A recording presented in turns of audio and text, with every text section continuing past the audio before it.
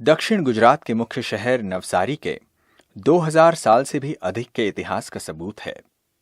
नवसारी चाणक्य राज्य और पारसी साम्राज्य का मुख्य नगर रहा।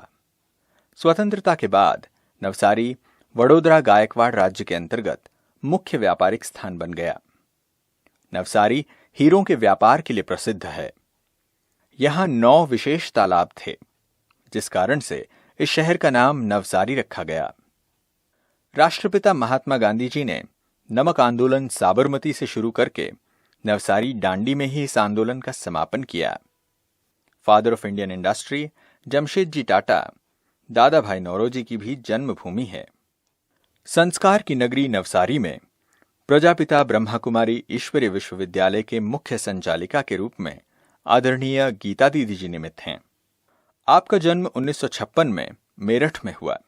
आप ब्राह्मण परिवार में अभिमन्यु के नाम से मशहूर हैं, क्योंकि आप जब गर्भ में थे तभी आपके माता पिता को इस ईश्वरीय ज्ञान की प्राप्ति हुई। आप दृढ़ता, आत्मविश्वास, निडरता के प्रतिमूर्त हैं। 5 साल की बाल्यावस्था में ही आपको यज्ञ माता जगदम्बा सरस्वती जी से और प्रजापिता ब्रह्मा बाबा से मिलन का सौभाग्य मिला। बचपन से ही आपको मम्मा बाबा का अलौकिक व्यक्तित्व एवं बहनों का पवित्र जीवन बहुत आकर्षित करता था, जिस कारण से दीदी ने बीए ऑनर्स शिक्षा पूरी करने के बाद तुरंत ही अपने जीवन को इस ईश्वरीय महान कार्य में लगाया। दीदी जी सन 1977 से जालंधर, शिमला, मुंबई में सेवा देते हुए 1986 से नवसारी की ईश्वरीय सेवाओं को संभाल रही हैं। जन जन में ईश्वरीय संदेश एवं आध्यात्मिक ज्ञान का प्रचार करते हुए अनेक कार्यक्रमों का आयोजन किया। समाज के विभिन्न वर्गों का ध्यान रखते हुए युवा पदयात्रा, ग्राम विकास अभियान, तनाव मुक्ति शिविर, स्वास्थ्य मेला इत्यादि अनेक कार्यक्रमों से समाज को जीवन मूल्यों से भरपूर करने का संपूर्ण प्रयास कर रही हैं। वर्तमान समय दीदी जी के नेतृत्व में 1 सेवा केंद्र, 5 उप सेवा केंद्र और 32 गीता पाठशालाओं में 2000 से भी अधिक विद्यार्थी ईश्वरीय ज्ञान का अमृतपान कर रहे हैं। ओम शांति। सन 1954-55 की बात है। मातेश्वरी जी कानपुर में पधारे थे और उनका प्रवचन सुनकर के हमारे लौकिक पिताजी त्यागी जी इस ईश्वरीय ज्ञान में आए और करीब उसके 6-8 महीने के पश्चात उनके घर में मेरा जन्म हुआ। 5 पीढ़ी से कोई कन्या घर में नहीं थी, तो उनको बहुत ही खुशी हुई। और जब पहली बार मधुबन में बाबा को मिलने के लिए आए, तो उस समय करीब मैं 6 महीने की थी और बाबा की गोद में मुझे दिया। तो बाबा ने बहुत ही स्नेह भरी दृष्टि देने के पश्चात कहा कि ये कन्या मेरे यज्ञ की है और यज्ञ में ही आने वाली है।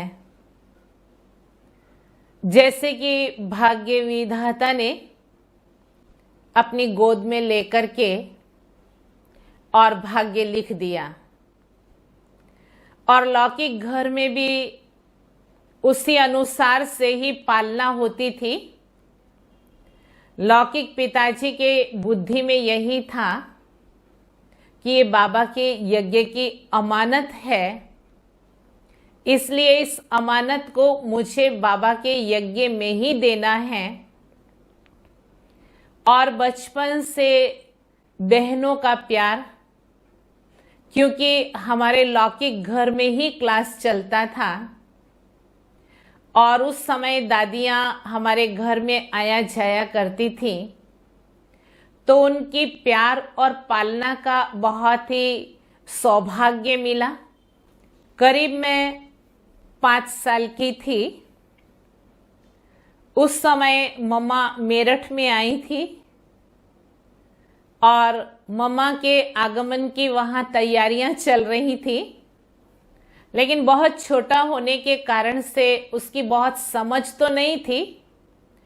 लेकिन इतना मुझे याद है कि बहनों ने मुझे कविता सिखाई थी मम्मा के सामने बोलने के लिए। उसकी 2 पंक्ति मुझे आज भी याद है। काम क्रोध की चटनी बनाओ, लोभ मोह की थाली, सामने बैठी काली देखो, सामने बैठी काली। और मेरी कविता अधूरी ही रह गई। मम्मा ने मुझे तुरंत गोद में ले लिया। तो वो जो अनहद प्यार मम्मा का इस आत्मा को मिला, तो उसकी अमिट छाप आज भी मन पर पड़ी हुई है।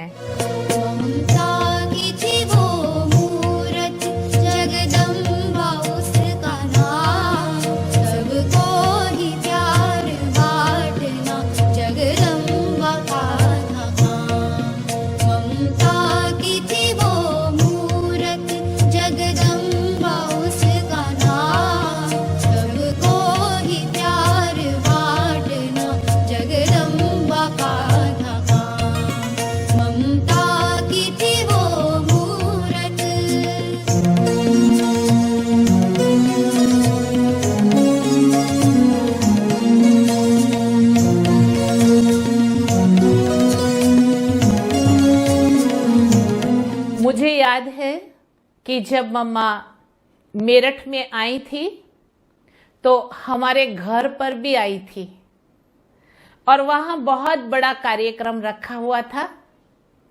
और उस समय हमने ये देखा कि हमारे बाजू में ही एक शादीराम जी रहते थे, बहुत बुजुर्ग थे।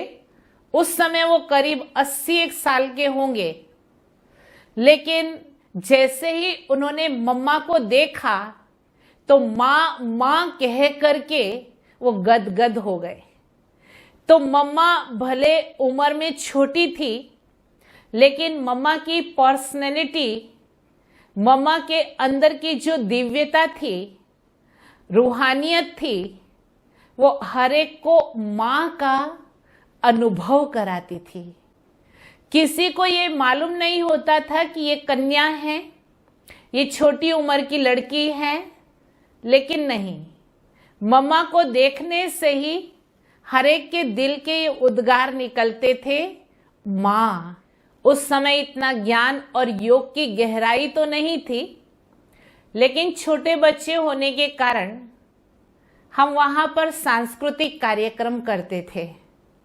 हमारा बच्चों का पूरा एक ग्रुप था और सारे साल हम उसकी तैयारियां करते थे कि इस बारी हमको क्या क्या वहाँ पर कल्चरल प्रोग्राम करना है।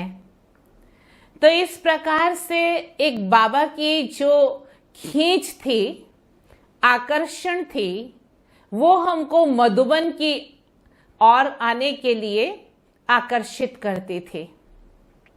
मुझे याद है कि एक बार दोपहर का समय था, भोजन के बाद हम छोटे छोटे बच्चे बाहर घूमने के लिए निकल गए और उन दिनों में चेरी बहुत होती थी पहाड़ियों पर, और हम चेरी तोड़ते गए, खाते गए और बहुत ऊंची पहाड़ी पर चढ़ गए। अचानक गहरे काले बादल आए और जोरदार बरसात होनी शुरू हो गई।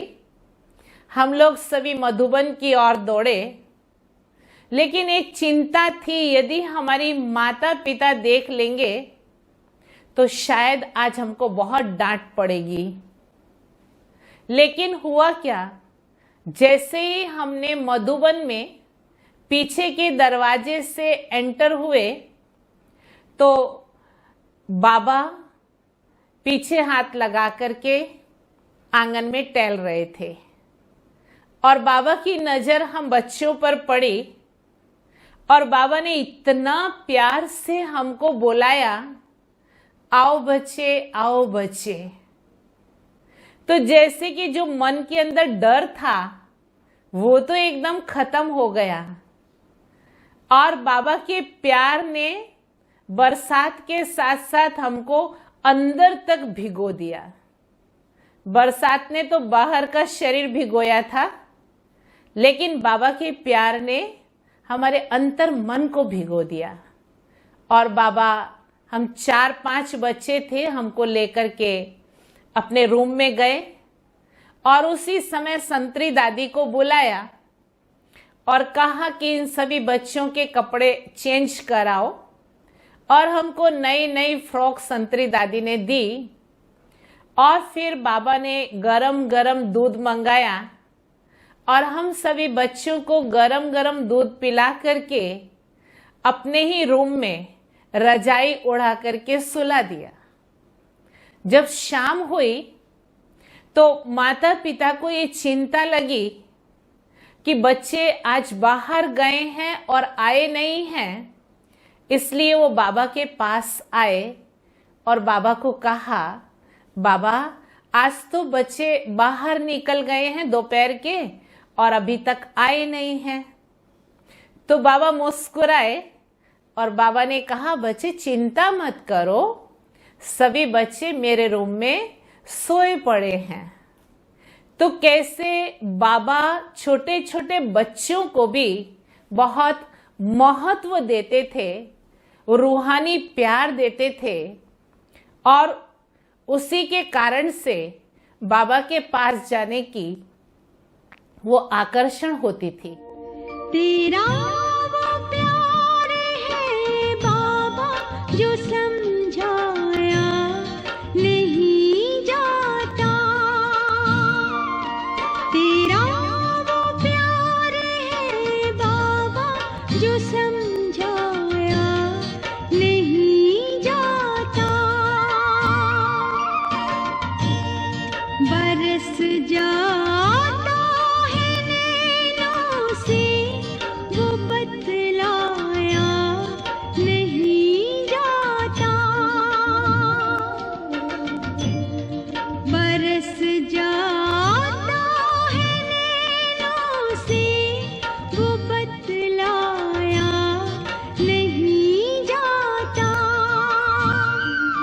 तेरा वो प्यार है बाबा जो समझाया नहीं जाता।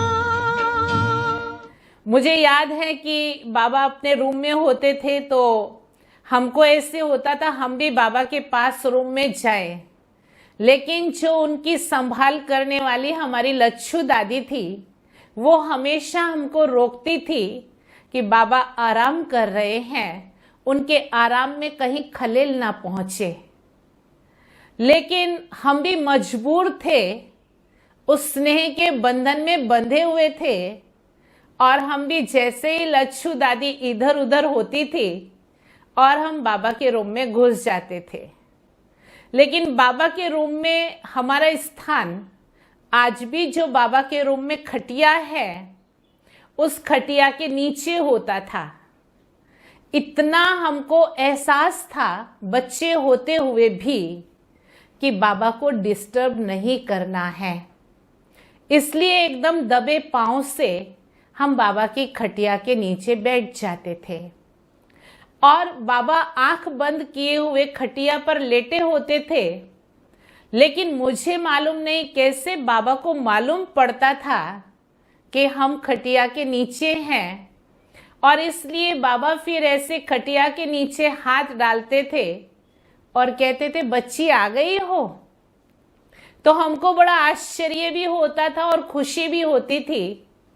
और बाबा हमारा हाथ पकड़ करके खटिया के ऊपर ले लेते थे और बाबा अपने साथ रजाई में हमको सुला देते थे।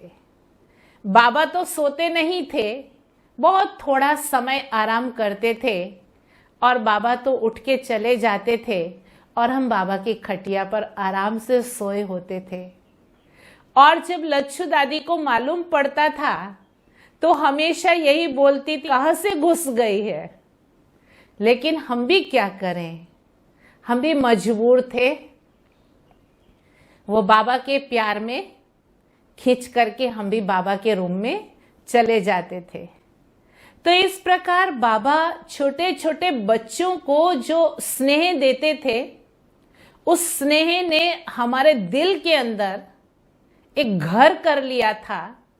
बाबा का वो स्थान बन गया था कि जो इस दिल में और कोई आ ही नहीं सकता है।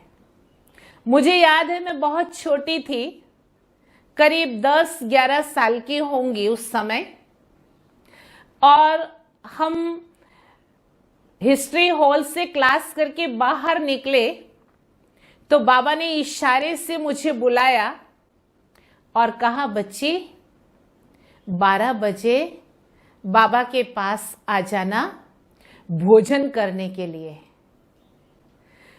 तो जैसे कि अपने ऊपर विश्वास ही नहीं हो रहा था कि बाबा ने बुलाया है, हमने अपनी माताजी को कहा कि हमको आज नई फ्रॉक पहना दो, हम बाबा के साथ भोजन करने जाने वाले हैं। तो हमारी माताजी को भी ये विश्वास नहीं हुआ, बोला कि तुम ऐसे ही झूठ बोल रहे हो, ऐसे थोड़ा ही होता है। हमने कहा, बाबा ने स्वयं हमको कहा है, हमको बुलाया है।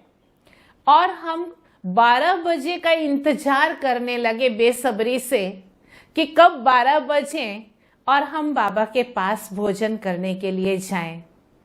और इस प्रकार जब बाबा के पास गए भोजन करने के लिए, तो बाबा हमेशा नीचे एक पटरे पर बैठते थे और दूसरे पटरे पर थाली होती थी। तो बाबा ने हमको भी अपनी बाजू में बिठा लिया और दूसरे पटरे पर लच्छू दादी ने भोजन पिरसना शुरू किया। भोजन के अंदर जो हमको पसंद नहीं था, करेले की सब्जी, वो थी। अब एक तरफ करेले की सब्जी है, दूसरी तरफ बाबा का अनहद प्यार है।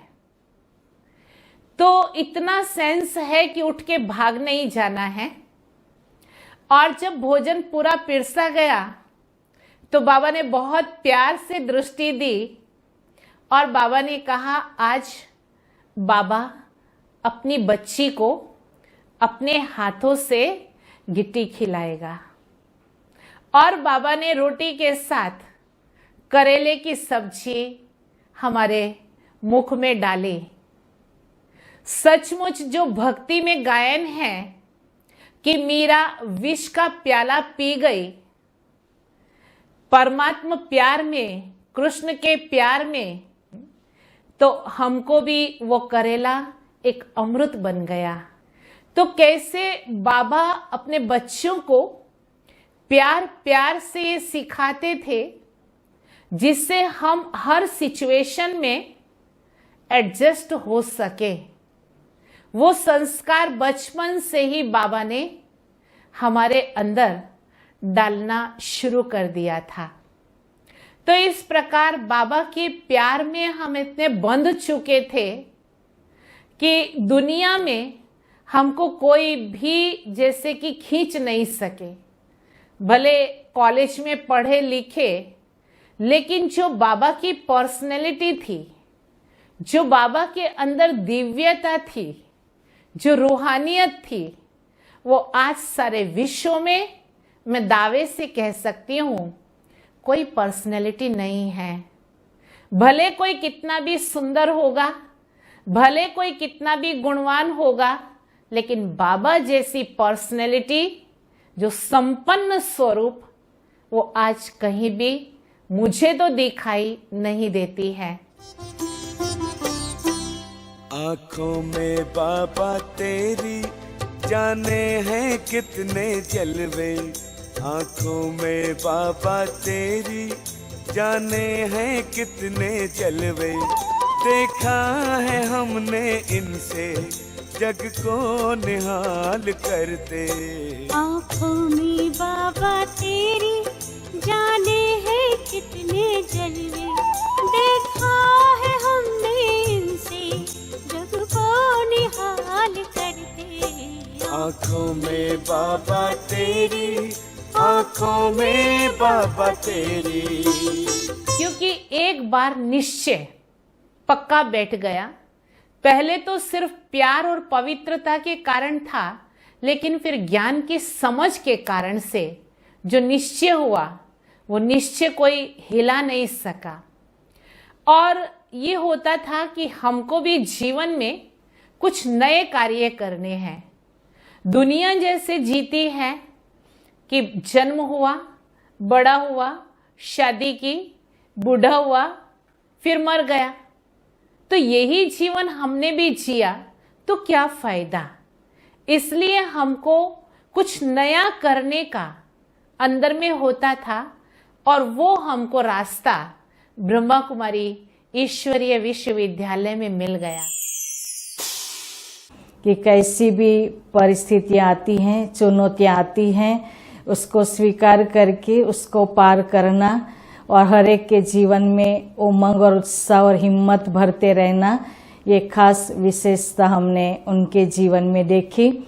और उसी कारण से ही आदिवासी विस्तार में भी जहाँ सेवाएं करना बड़ा मुश्किल है, ऐसी जगह पर भी उन्होंने जंगल में भी मंगल किया हुआ है।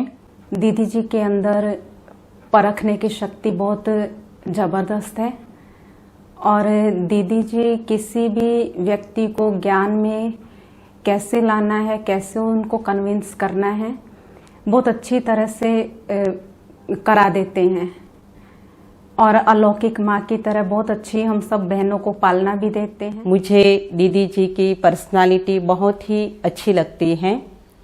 दीदी जी के पास हर प्रकार की पर्सनालिटी है, स्पिरिचुअल पर्सनालिटी, फिजिकल पर्सनालिटी और प्योरिटी की पर्सनालिटी भी ज़बरदस्त हैं। दीदी जी जब किसी को भी मिलते हैं, ज्ञानी हो या अज्ञानी, ज्ञान की बातें सुनाते हैं तो वो सामने वाले को उसी पर्सनालिटी के कारण कन्विंस कर लेते हैं। ज्ञान में जब से आए हैं तब से गीता दीदी को स्नेह की मूर्त देखा, उनसे बहुत स्नेह मिला, प्रेम मिला, इसके कारण ज्ञान में चल पड़े। बाबा का तो प्रेम है ही है, और दीदी में एक रॉयल्टी देखी कि दीदी में बहुत रॉयल्टी है, रूहानियत रॉयल्टी है। दीदी एक अलौकिक माँ भी है, माँ के रूप में पालना भी देती है।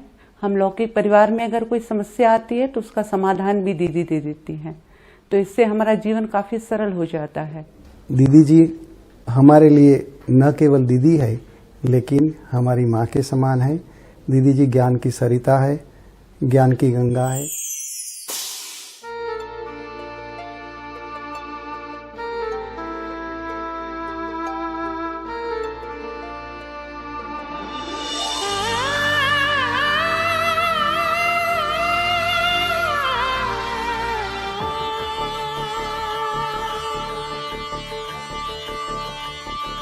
ना द्वेष रहे, ना राग रहे, ना द्वेष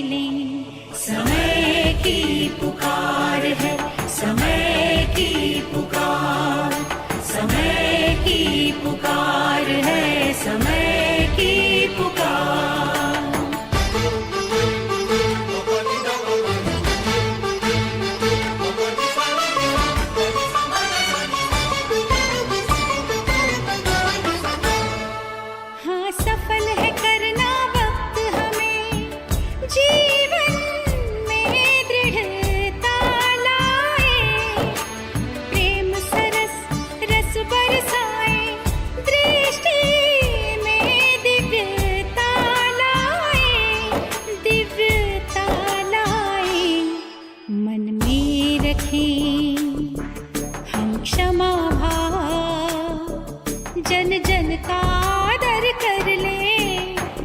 आओ इस संसार में सम्मानित जीवन जी ले, सम्मानित जीवन जी ले।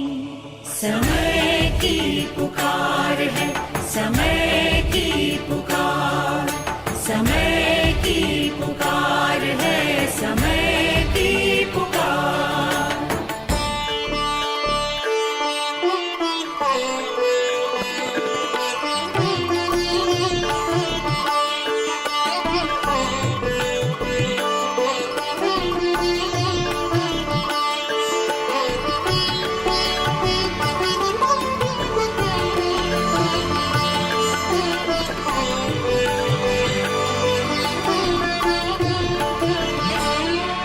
हम जागेंगे तब नई नई सी आशाएं जग जाएंगी। जीवन खुशहाल बनेगा, ये जिंदगी मुस्काएगी, मुस्काएगी। हम कर्मयोगी बन करके परिवर्तन जीवन कर ले।